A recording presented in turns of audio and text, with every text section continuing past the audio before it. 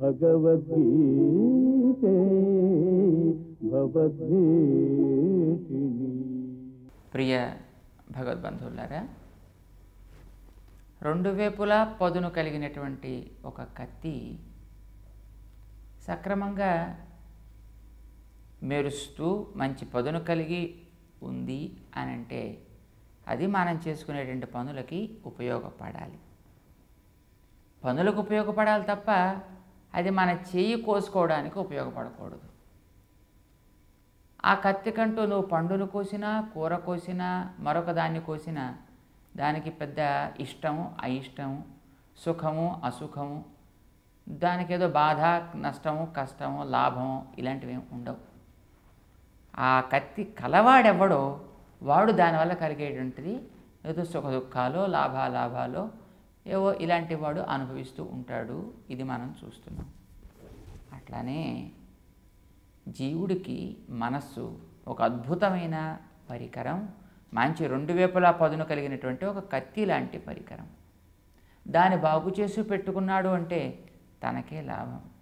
అయితే కేవలం బాగు చేసుకోవడం అనంటే తాను ఉపయోగించుకోవలసినట్టుగా తన యొక్క విమోచన కోసం, కర్మబంధం నుంచి విమోచన కోసం అది ఉపయోగపడితేనే సరిగా ఉపయోగపడుతోంది అని మనం అంటాం తప్ప మరొక రకంగా ఉంటే ఆ ఆత్మ వాడికి ఉపయోగపడుతున్నట్టు లెక్క కాదు. అలాంటి ఆత్మ రిపుహు ఆత్మనః ఆత్మైవహి అని 6వ అధ్యాయంలో శ్రీకృష్ణుడు స్పష్టపరుస్తాడు. అసలు మనశ్శుద్ధి ఏర్పడటం అంటే అది ఆత్మశ్రేయస్సుకి పనికి రావడం అనే అర్థం. ఆత్మశ్రేయస్సుకి పనికి రాకుండా ఉంది అంటే ఆ మనసు శుద్ధం కాలేదు అని అర్థం అన్నమాట. ఆత్మ మనసుకి పనికి వచ్చే పనులకు అది సహకరించటం లేదు అని అంటే ఆ మనస్సు మురికి పట్టి ఉంది అని మనం అంటాం అన్నమాట. అలాంటి దాన్ని మళ్ళీ మనం కొంచెం సంస్కరించుకుని మనకు అనుకూలంగా బాగుపరుచుకుని ఉంచుకోవడం ఉండాలి, జరగాలి. అది బాగుండడం మనకు ఉపయోగపడటం ఇవి రెండు సాగాలి అని అంటారన్నమాట. ఇళ్లలో వంట చేసుకోవడానికి మనం పొయ్యి వెలిగించుకుంటాం.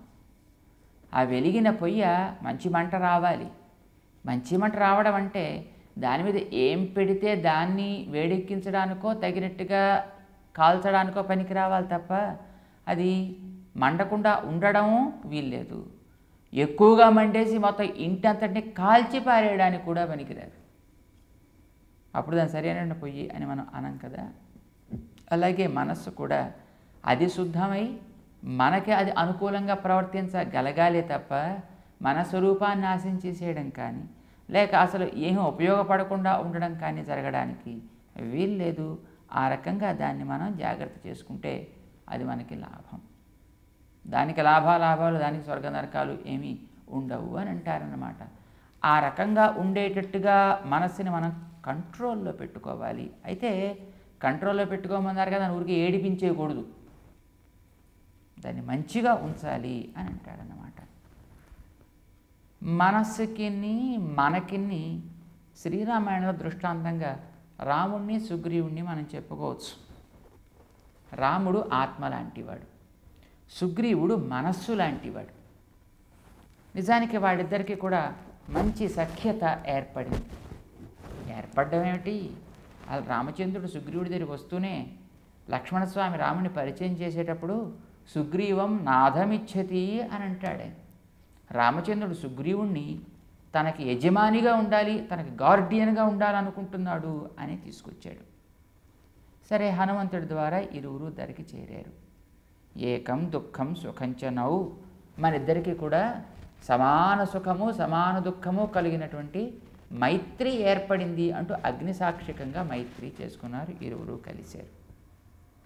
సరే, మొట్టమొదటి పాపం వాడికి కాస్త అనుకూలంగా ఉండేదేదో మన సుగ్రీవుడికి చేయాలి కదా. సుగ్రీవుడికి ఆనుకూల్యాన్ని కలిగించాలి అంటే వాడు కోరుకునేది చేసి వాడికి అసలు లాభాన్ని కలిగించాలి.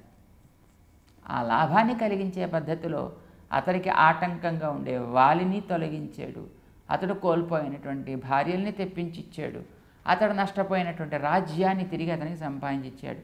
ఈసారి అనుభవించబోయే హాయిగా రాజ్యాన్ని అన్నాడే. ఇప్పుడు సుగ్రీవుడు ఆ రాజ్యాన్ని సుఖాన్ని తీసుకున్న తర్వాత ఏం చేయాలి?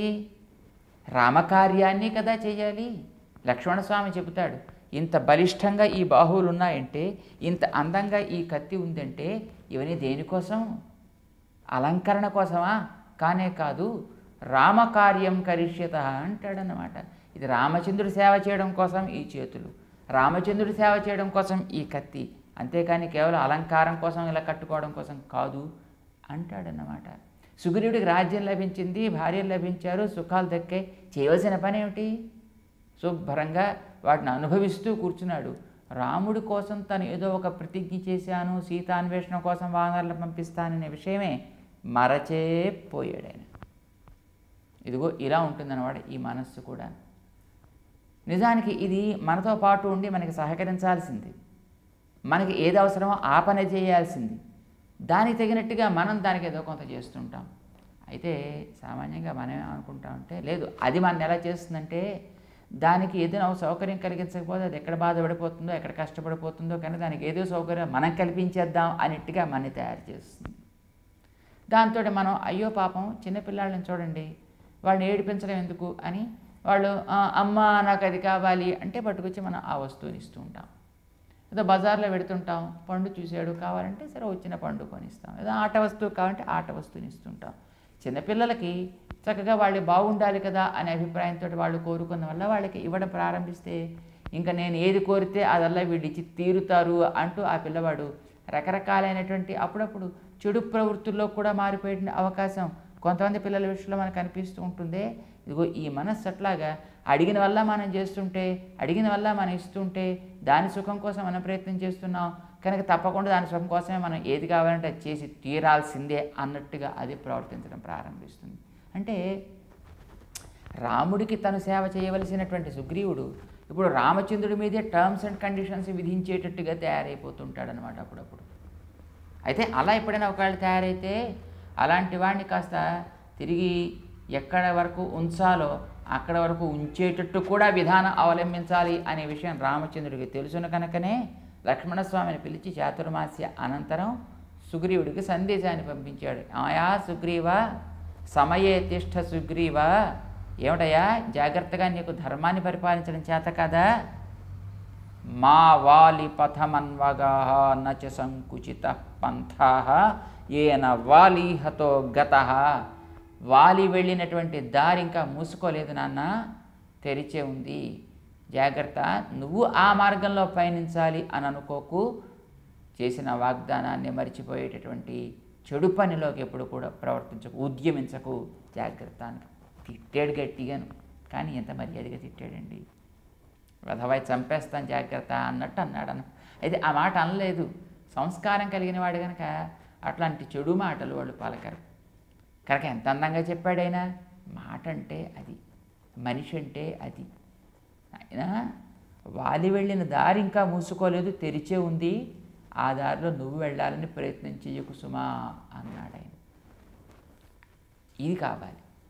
మనస్సు ఎప్పుడైనా మన మాటని అతిక్రమించి తానేదో మొండికేస్తూ తనకి చేయకపోతే ఇక మనకే నడవదేమో అనిపించేటట్టుగా తను కనుక ఎప్పుడైనా ఒకవేళ మొహం పెడితే జాగ్రత్త, అణిగి ఉండు అనేటట్టుగా దాన్ని కాస్త అవసరమైతే కొంచెం అణుచుతూ ఉండవలసినటువంటి అవసరం కూడా ఉంటుంది అన్నమాట. లేకపోతే అది మనని నాశనం చేసి పారేస్తూ ఉంటుంది.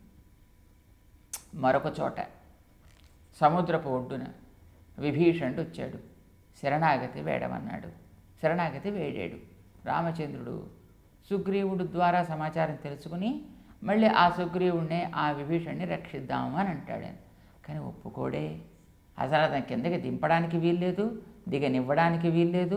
శత్రువు దగ్గర నుంచి వచ్చినటువంటి వాడు, శత్రువులతో పాటు వచ్చినటువంటి వాడు, ఆభరణాలు ఆయుధాలు ఇవి ధరించి వచ్చినటువంటి వాడు, ఆయనేం శరణాగతుడు కనుక అక్కడి నుంచే కొట్టేవాల్సిందే, కిందకి దింపడానికి వీలు లేకుండాను.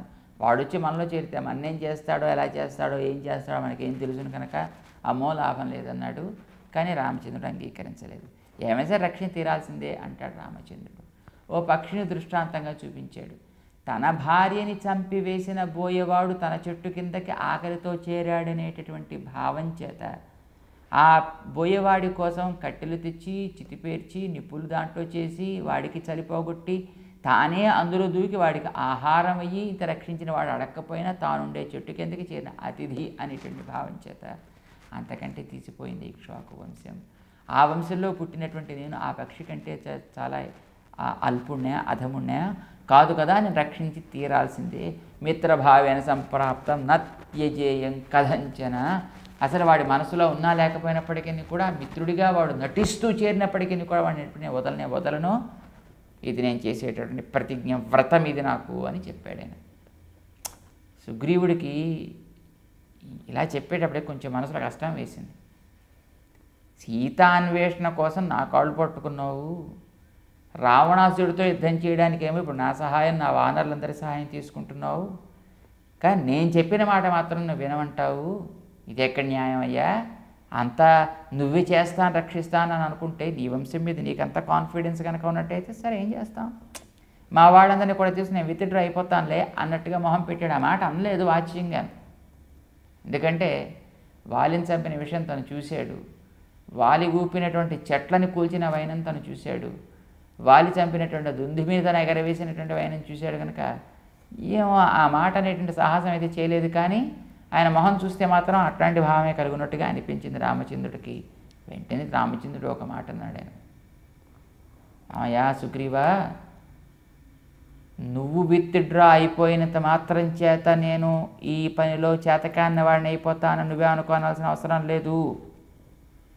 అంగుళ్యగ్రేణ తాన్ హన్యాం ఇచ్చన్ హరిగణేశ్వర. ఈ లోకంలో ఉండే యక్ష రాక్షస కిన్నర కింపురుషాదులు అందరూ కలిసి ఏకమే, ఒక రావణుడు లెక్క ఏమిటయా, అందరితో పాటు కలిసి తాను వచ్చినప్పటికీ కూడా అంగుళ్యగ్రేణ తాన్ హన్యాం, నా కాలి వేలి చేత, చిటికిన వేలు అంచు చేత మొత్తం వాళ్ళందరినీ సంహరించే పారేయగలనే అనుకుంటున్నావు, కావాలనుకుంటే అన్నాడు చివర. ఇలాగే చెప్తారండి చెప్పేవాళ్ళు ఎప్పుడైనాను, తంతేనా వెళ్ళిపోయి ఎక్కడ పడతావో అంటూ ఉంటారు, తంతే వీడి కింద పడేటట్టుగా ఉంటాడన్నమాట. మరి అలాగన్న మాటలేనది కానే కాదు. ఆ మాట అన్నవాడు అంత పని చేయగలిగినటువంటి సత్తా ఆయనకు ఉంది అనే విషయాన్ని తను చూపించాడు కూడాను సముద్రుడి శరణాగతి సందర్భంలో. కనుక అంతవాడు అయి తానున్నాను అనేటువంటి విషయం, నీ మీదే నేను పూర్తిగా ఆధారపడి ఉండలేదు సుగ్రీవ, జాగ్రత్త, అంగుళ్యగ్రేణ, కావాలంటే నిన్ను కూడా ఏమైనా చేయగలను అన్నట్టుగా ఒక మాట అంటే సుగ్రీవుడు మళ్ళీ అణిగి ఉన్నాడు. గౌరవానికి గౌరవము ఉంది సుగ్రీవుడి మీద, స్నేహానికి స్నేహము ఉంది, ప్రాణానికి ప్రాణము ఇస్తాడు. కానీ ఆ సుగ్రీవుడు తన పరికరంగా తన యొక్క కార్యం కోసం ఉండగలిగిన నాడు అతడికి అంత గౌరవం ఇస్తాడు, అతడికి అంత చనువు తానిస్తాడు. కానీ తానేదో తన మీద టర్మ్స్ అండ్ కండిషన్స్ డిక్టేట్ చేసేట్టుగా కనుక తాను అన్నట్టయితే వాడి హద్దు ఎంతవరకు తిరిగి వాడికి చూపించడంలో కూడా వెనుకాడటం అనేటటువంటిది లేదు సుమా అంటూ రామచంద్రుడు సుగ్రీవుడికి ఎట్లా చూపించాడో అలాగే మనం కూడా తోటి ఉండేటటువంటి ఈ మనస్సు కూడా దాంతో స్నేహంగానూ ఉండాలి, దానికి కావాల్సిన మైత్రి చూపించాలి, దానికి కావాల్సిన వస్తువుల్ని ఇవ్వాలి, దాని మాట మనం వింటున్నట్టే ఉండాలి. కానీ ఎప్పుడు ఎంతవరకు అది మన మాట విని మన స్వరూపాన్ని నాశనం చేయకుండా ఉండేట్టు ప్రవర్తిస్తూ ఉన్నంత వరకు దానికి ఎన్ని పనులు చేయి, కానీ మన స్వరూపానికే హానికరంగా అది ప్రవర్తించేట్టు తయారైతే మాత్రం దాన్ని ఒక హద్దులో పెట్టాల్సిందే, దాన్ని జాగ్రత్తగా తన కంట్రోల్లో ఉంచుకోవాల్సిందే. బీ కేర్ఫుల్ అని అనగలిగి ఉండాలన్నమాట ఎప్పటికప్పుడు మనస్సుని అంటాడన్నమాట. సుగ్రీవుడు ఆ రంగా రామ కార్యం చేసినప్పుడు అతడికి లాభం దక్కింది, సుగ్రీవుడికి గౌరవం దక్కింది, సుగ్రీవుడికి రాజ్యం దక్కింది, సుగ్రీవుడికి సుఖాలు దక్కాయి అని మనకి తెలుసును. రాముడి పని చేశాడు కనుక, రాముడి పని చేస్తూ ఉన్నాడు కనుక ఇప్పటికీ మనం ఆ కోతులకి నమస్కారం పెడుతున్నాం తప్ప రాముడికి వ్యతిరేకమైతే మనం వాడికి నమస్కరించేవాళ్ళమా, ఆరాధన చేసేవాళ్ళమా? మనస్సుకు కూడా మనం నమస్కరించవచ్చు ఎప్పుడు మనస్సు ఆత్మస్వరూపానికి హానికరం కాకుండా ప్రవర్తిస్తూ ఉన్నంత వరకు సుమా దాన్ని మనం గౌరవిస్తాం. తాను తన పని చేసుకుంటూ ఉంటుంది, మనకి పని చేసి పెడుతూ ఉంటుంది. అప్పుడు మనం దాన్ని బంధువుగా స్వీకరించబడంలో ఏం ఆక్షేపణ అక్కర్లేదు అని అంటూ శ్రీకృష్ణుడు ఆత్మని ఏ విధంగా మనం శుద్ధిగా స్వాధీనం చేసుకుంటూ ఉండాలి అనేదాన్ని, దానికి కావాల్సిన పరికరాల్ని వివరించడం ప్రారంభించాడు 6వ అధ్యాయంలో. జై శ్రీమన్నారాయణ.